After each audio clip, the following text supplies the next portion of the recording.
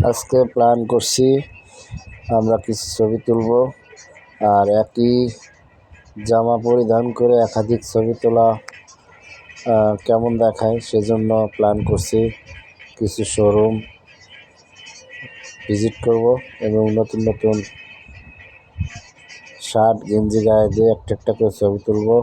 কিন্তু এই শোরুমে আমরা চান্স পেলাম না, তাই চলে গেলাম ভ্যান গাড়িতে।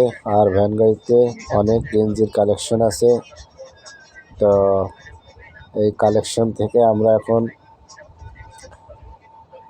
গেঞ্জি গায়ে দিয়ে একটি করে ছবি তুলতেছি। আর একটি করে গেঞ্জি পছন্দ হয় নাই এই কথা বলে আবার অন্য একটি গেঞ্জি গায়ে দিয়ে একাধিক ছবি তুলতেছি।